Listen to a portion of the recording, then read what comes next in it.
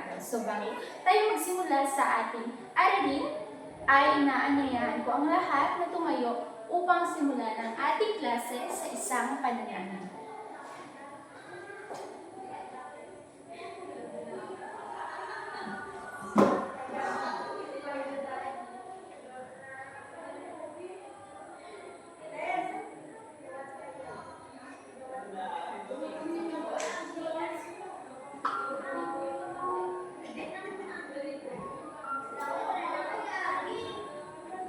In the name of the Father, and of the Son, and of the Holy Spirit. Amen. Angel of God, my guardian and Lord, God's love comforts me here. Ever this day, be at my side, to guide and guard, to rule and guide. Amen. So bago kayo umupo, ay may magsasayaw muna tayo. So ang gagawin nyo lamang ay susundin kung ano ang nakikita nyo sa sa TV.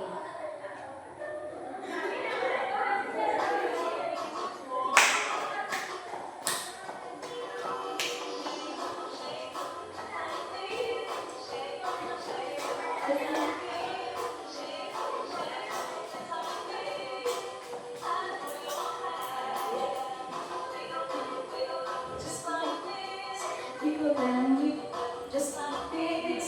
We go round, just like this. And I hold your hand.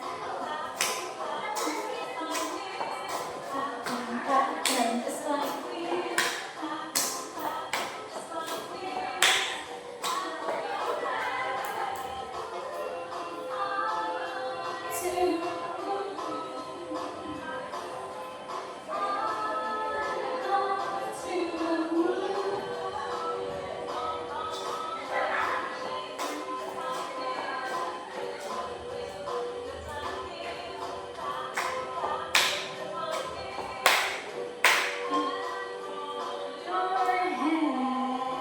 Okay, so bago kayo umupo, ay pakitignan po ang inyong mga ilalim ng upuan at tingnan kung may mga basura.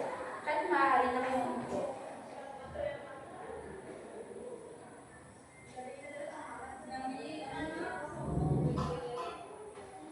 Okay, bago tayo magsimula sa ating panibagong aralin para sa araw na ito, sino pa ba ang nakaalala sa inyo ng ating pinag-aralan noong nakaraang araw tungkol sa GMRC? Ella? Magaling! Ano pa po ang pinag-aralan natin noong nakaraang araw? Thor? Mahusay. So, dahil lubos na natutunan ng ating pinag-aralan noong nakaraang araw, ngayon naman ay mag-aaral tayo ng panibagong aralin. So, bago yan, ay maglalaro muna tayo. Ay! Nakalimutan ko pala ang... Okay, ilan po ba yung mga babae sa araw na ito? Okay, pakibilang po simula kay Hana.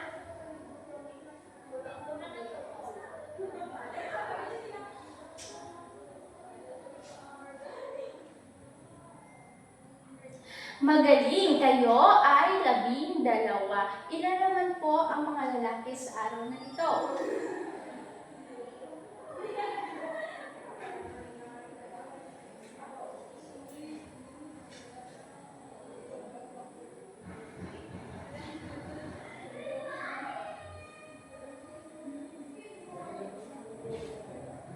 Magaling! Kayo naman po ay 22.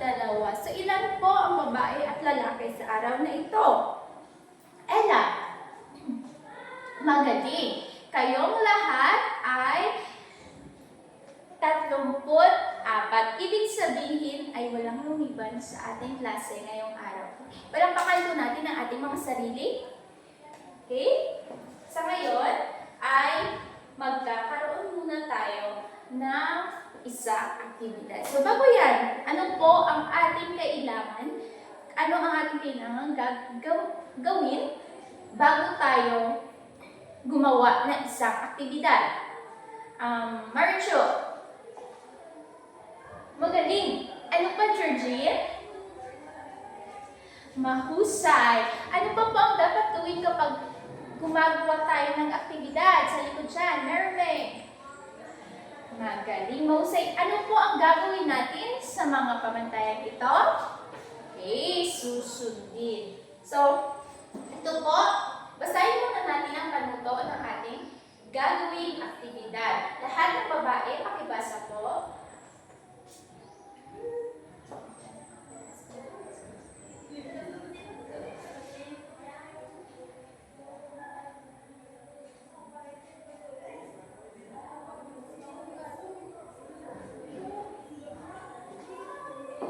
Okay, kayo po ay bibigyan ko ng mga piraso ng puzzle.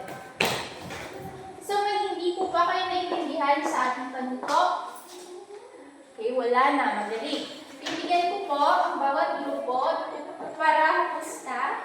Ito po ang group 1, ito po ang group 2. So, bawat grupo ay bibigyan ko ng kapiraso ng puzzle. At inyo bubuin. Bibigyan ko lamang kayo ng 5 minuto sa pagbuo ng puzzle at pagkatapos ay gumawa kayo ng maikling paliwanag tungkol sa puzzle na inyong nabuo. Naintindihan lang ba? Okay, magaling. Kapag sinabi kong simula, ay gumawa na kayo, magsimula na kayong buuin ng puzzle. So, handa? Simula!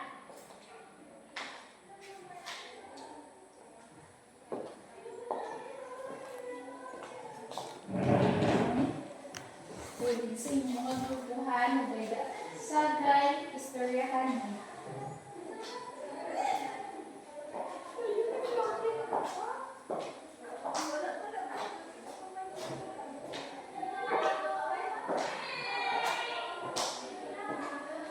Okay, minimize your voice, everyone. Bagulak mo na naman. Pag wala kang bala na gambal, bala mo kapag gumagawa kayo ng aktibidad, ay huwag maingay. Sila ito nagambal. Doon si Corny ito nagambal, pero siyang pinakamaingay sa group 2.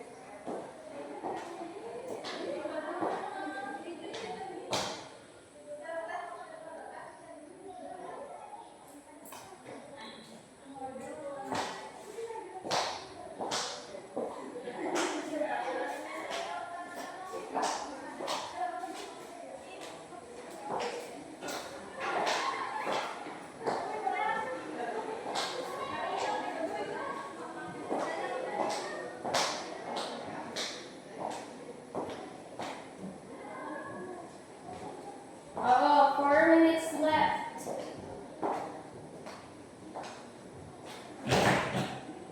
Ayusin niyo po yung inyong mga upuan.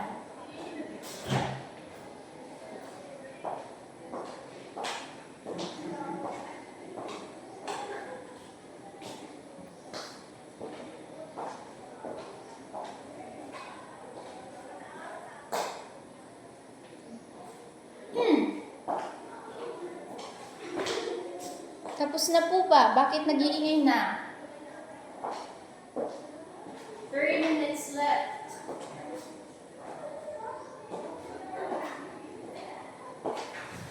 Huwag kalimutang gumawa ng maikling paliwanag tungkol sa puzzle na nabuo. Okay. Pabalik na po ako sa...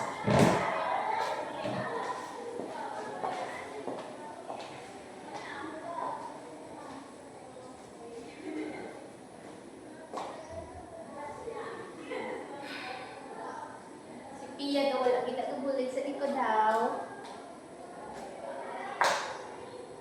Kung puti sa freelance sa unahan, kagbubulig sa mga grupo.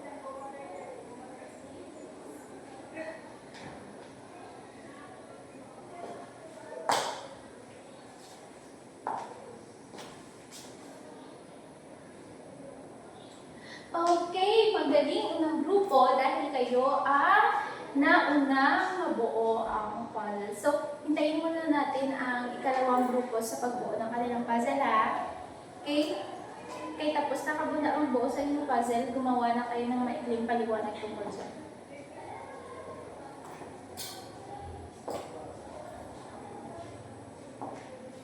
Tapos na rin ang ikalawang grupo. Gumawa na rin kayo po ng maikling paliwanag.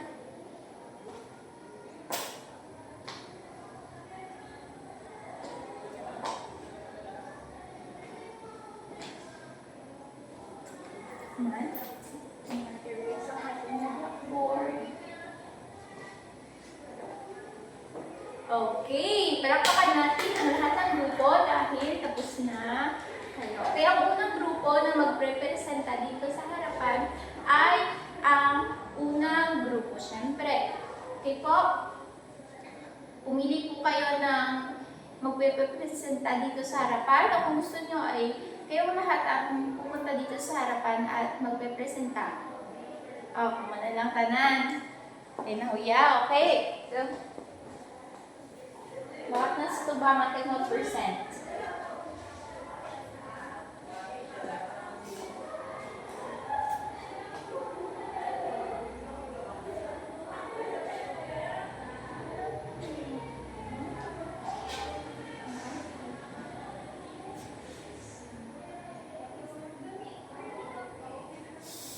Magaling! Unang grupo.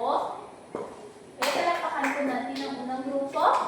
At ang pangalawang grupo naman po ang magre-presenta dito sa harapan. Okay, pumunta na po kayo dito sa harapan.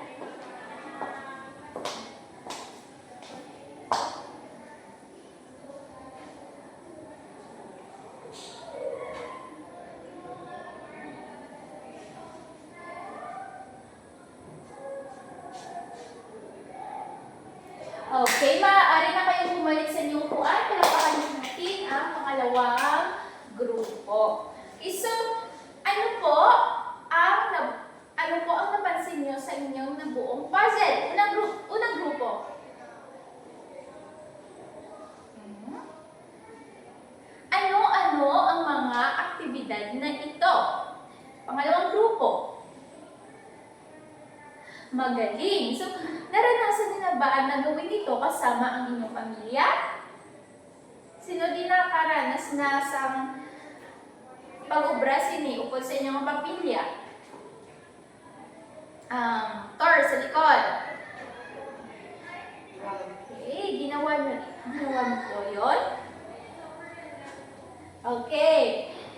So, ngayon, ay pag-aaralan natin kung paano ang mga paraan na paglilinis sa kapaligiran o ang pagpapanatili na kalinisan sa kapaligiran. So, limpyo ka mo sa inyong mga paligid.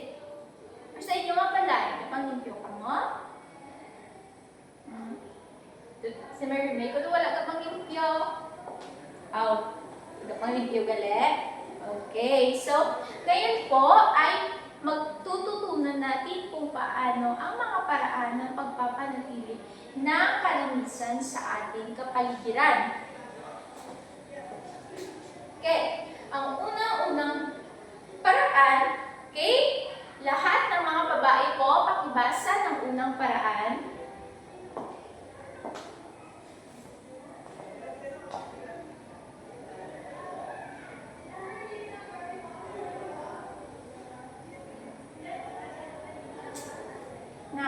Third, for na wala ito kung din human ba sa how?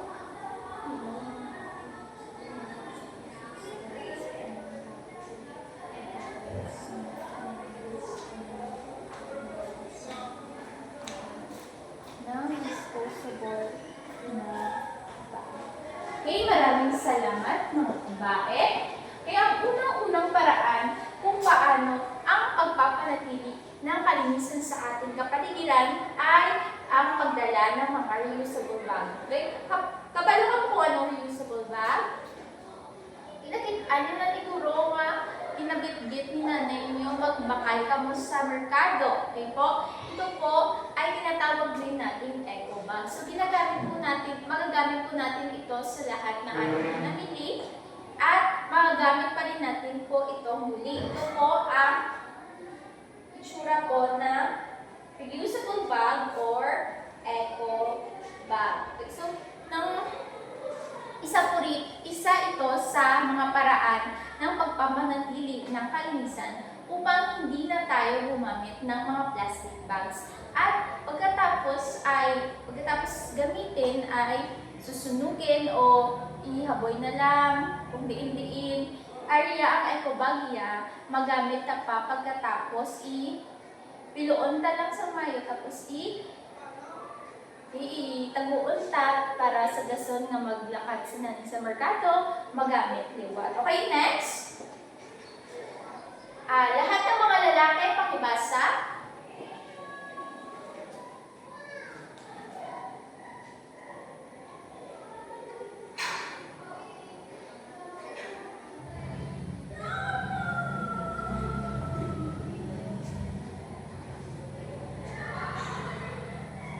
Okay, maraming salamat. Okay, so, may nakikita po ako, syempre ito, halos tala naman sa inyo, may mga tumbler na dala, no? So, isa rin ito sa tinatawag natin na reusable na bote. So, pwede siya yung magamit liwat, balakaw, hindi pareho sa plastic bottles na magbaka mo sa tubig pagkatapos mo ihaboy na naton kung diin-diin. Okay, mayo lang na kung ihaboy kasi sakto nga basurahan, no? Okay, so, isa po sa mga paraan na pagpapanatili po, rather, ng kalinisan, ay ang paggamit ng reusable na mga bote para sa ating mga tubig. Okay, pares na kaya lang ko, ipasaka na ni Ben? Ipasaka na ni? Okay, ito po. Ito rin po, lumalapitan ko ng pares na sa picture sa kay Pia, kay Rapunzel sa likod. Okay, very good si Rapunzel. Okay, next. Lahat po, pakibasa.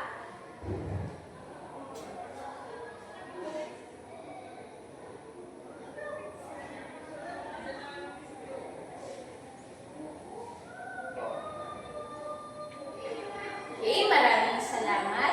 Isa rin po sa pamamaraan ay ng pagpapanatili ng kalinisan ay ang pagtanim sa single use. Ano po yung mga single use na mga kagamitan?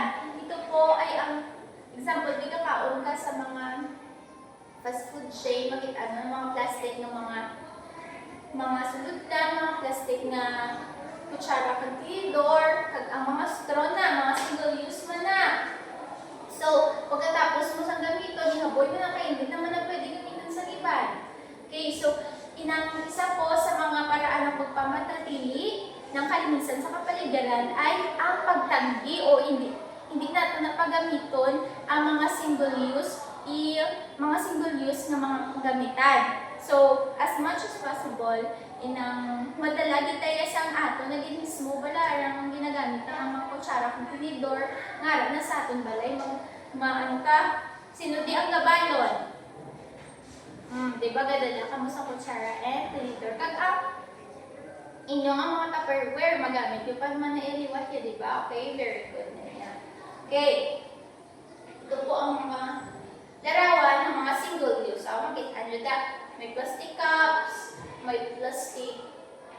mga straw, may plastic bottle, may mga kutsara and tinidor na mga plastic. So, hindi na pwede gamito, no? Okay. Next. Kaya ako mabasa ng kaapat na paraan. Siguruhin na ang iyong basura ay napupunta sa tamang lugar.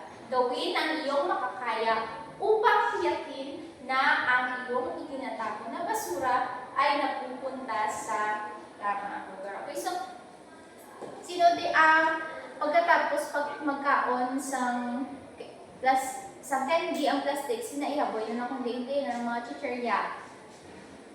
Okay, very good kay wala. Okay, so dapat inanglan kabalo man tamag segregate sa aton nga basura. Kabalo ka mo mag-segregate. Okay, magaling. So ito po ang halimbawa ng mag-segregate. Nakikita lang po ba? Okay, pagsamasamahin ang mga biodegradable waste. Ano po yung mga biodegradable waste? Ito po ang mga nabubulok na mga basura. Okay? Ang mga recyclable waste. Ito yung mga waste or mga basura na maaari pang magamit muli at kinanglan hindi nyo na ipag-ihaboy, hindi magamit nyo pa na siya sa ibang mga paraan. Okay, next, special waste or the refers to the household hazardous waste. Okay, so hindi siya pwede nga ihaboy kung diin kay makadamage niya sa aton nga lawas or may danger ba lang nga makaano sa aton. And next is the residual waste or solid waste materials that are non-compostable and non-recyclable. Amuhin ni siya ang hindi nagigyan natin magamit ng mga waste or mga basura. Hindi naman isama compost. Okay, so next. Okay, amuhin siya. Kung sino ang hindi ka familiar sa pagko-compost, dili na natin talakayin sa number 5. Sino mabasa man? Si Thor sa likod. Okay, kita yun po.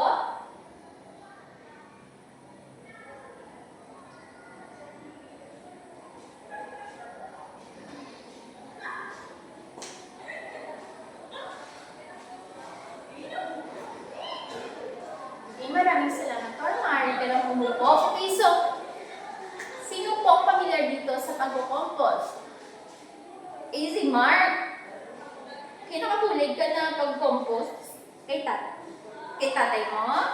Okay, magaling. So, ang pag-compost po ay isa sa pagpapabawas ng mga basura dahil ang mga balat ng mga prutas, yung mga eggshells ba, familiar ka mo na.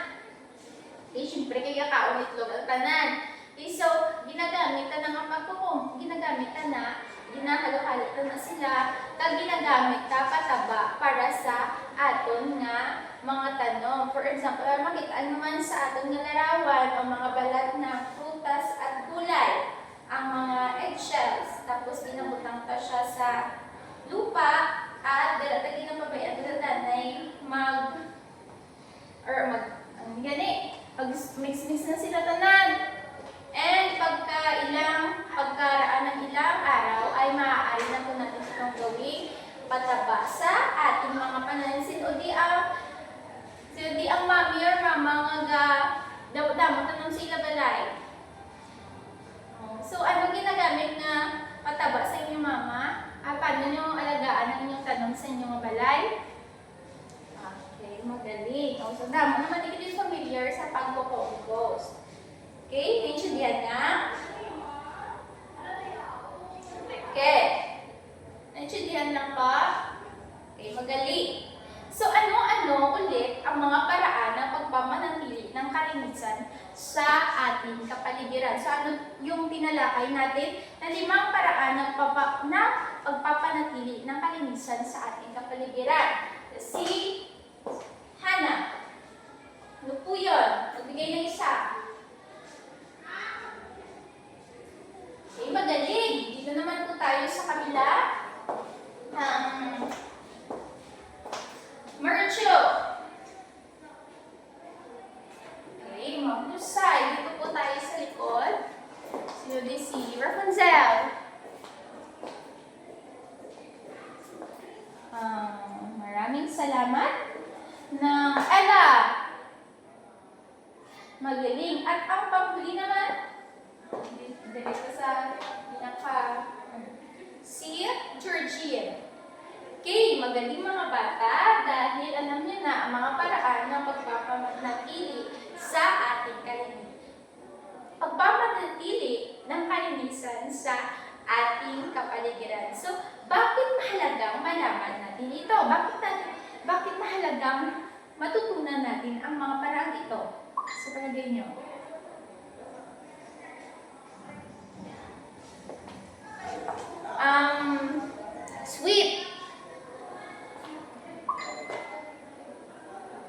Magaling! Okay, so ano pa? Bakit mahalaga nating matutunan ang mga paraan na pagpapanatili ng kalinisan sa kapaligiran?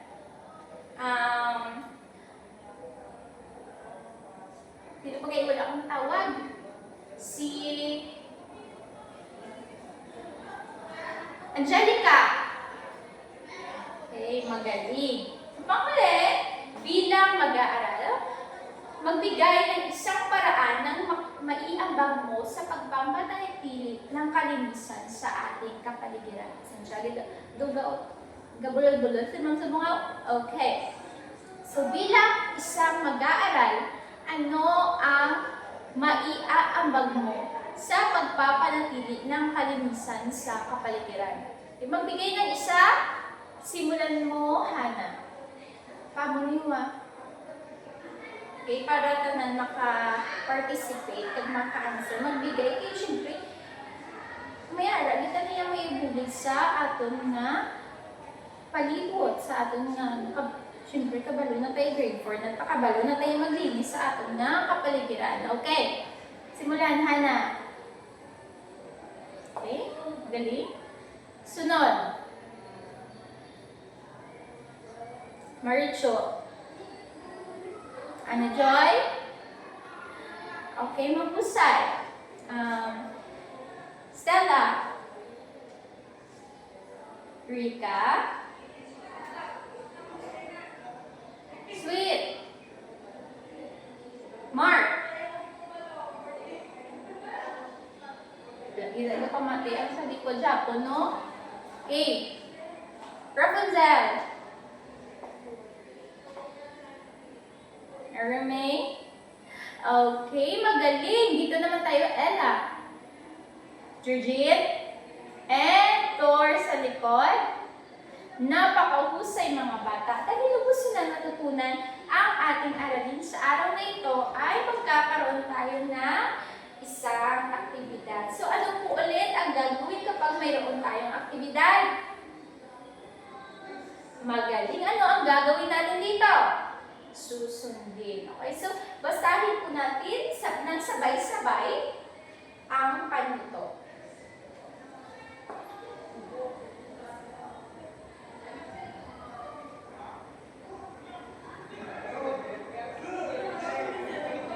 So, naiintindihan lang po ba ang panito?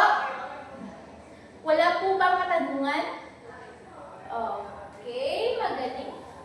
Ibibigyan ko lang po kayo ng mga larawan at dito nyo isushoot sa unahan.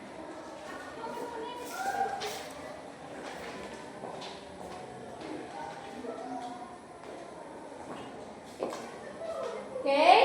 Kapag sinabi kong simula, pasunod lang ha. Halin kay Hanada. Paamo ni ho. Okay? Ang pinakalas na ma-shoot dapat si Thor ha. Okay? Siya din pinakalas sa tiyak. Okay? Handa? Simula. O hindi ka magtikluranan.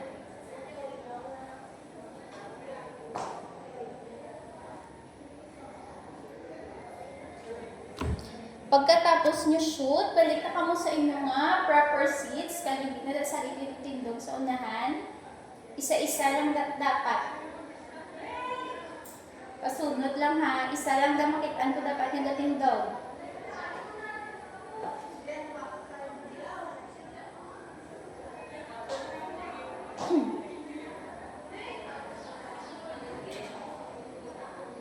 Okay, next na. Iya.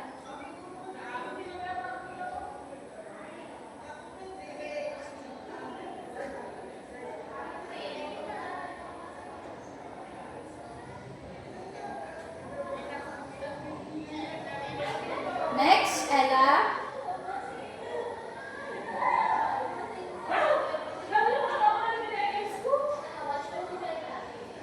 And Thor. Okay, magaling. Maaari na kayong bumalik sa inyong tamang upuan. Okay, pakiayos sa inyong pagpo. Hands on your desk.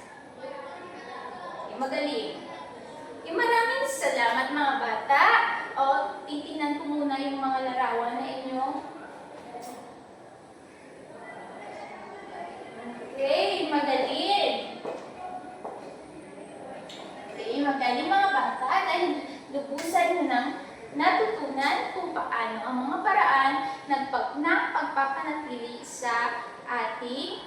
kapaligiran. So ngayon ay kumuha kayo ng inyong ballpen at isang kapat na papel. Ella, pakibasa po ng panuto.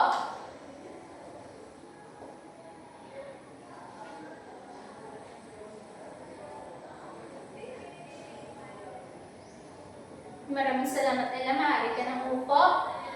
May hindi pa kayo naintindihan sa ating panuto. Yan ang sulat, tama lamang o mali. So wala na ko na makita ang ibang taga-answer sa inyong papel ha. Okay? Magsimula na po kayo sumagot. Bibigyan ko lamang kayo ng 2 minuto.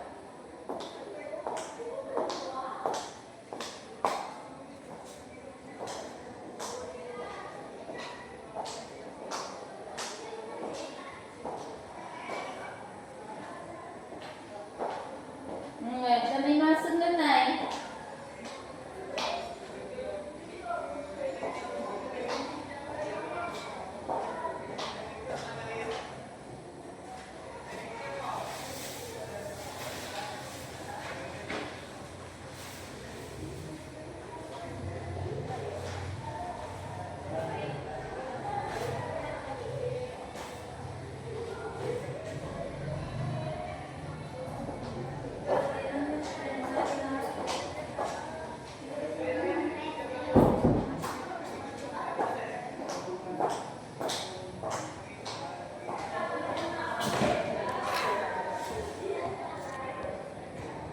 Okay, 1 minute left.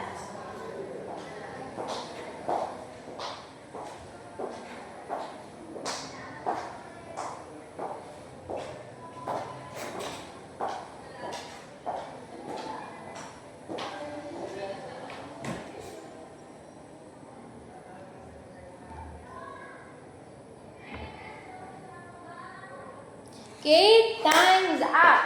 Okay, raise your ball pens. Wala na ko dami makita ang mga sulat.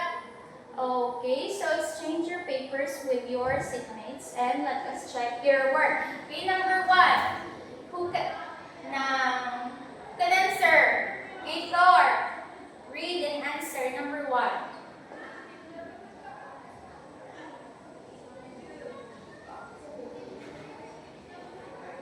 Magaling! Tama ba ang sagot ni Thor? Opo, ito po ay tama. So, bakit po tama ang sagot mo, Thor? Okay, dahil ito ay nagpapakita ng pagpapanatili sa kapaligiran. So, number 2, Georgine. Pakibasa po at sagutin.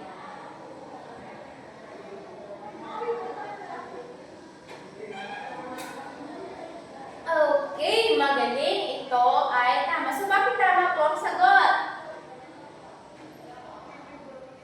Opo, dahil ito ay isang paraan ng pagpapanatili ng kalinisan. Okay, number 3.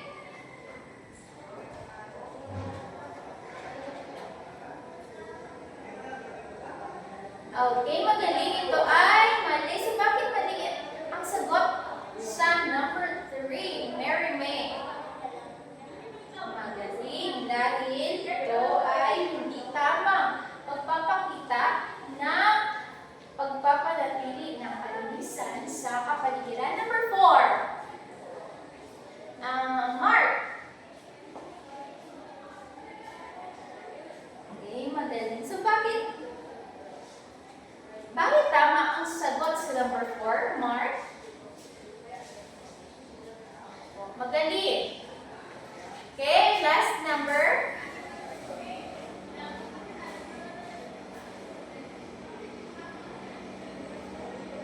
Okay, tama. Bakit mali ang sagot sa number 5? O dahil hindi ito nagpapakita ng pagpapanatili ng kalinisan sa kapaligiran. Okay? Kapag check po, okay, checkan nyo na po yung papel ng inyong mga kaklase. Okay, sino po ang nakakuha ng perfect score? Pakita sa kamay. 4. Sino ang nakakuha ng 3? Okay lang yan. Number 2.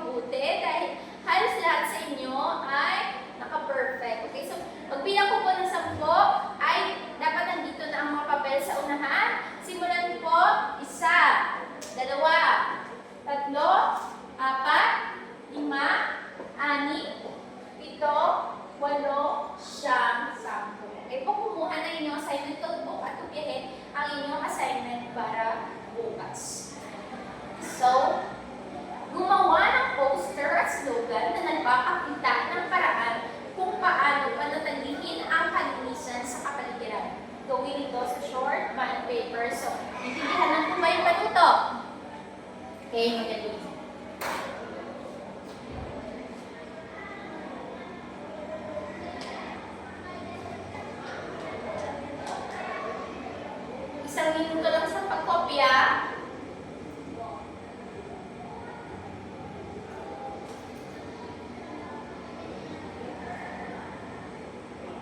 Okay, tapos na. Ito po yung pamantayan sa paggawa nyo ng poster. Maaari nyo kukahin, maaari nyo picturanda. Okay? Okay. Tapos na, pakiligpit na po ng inyong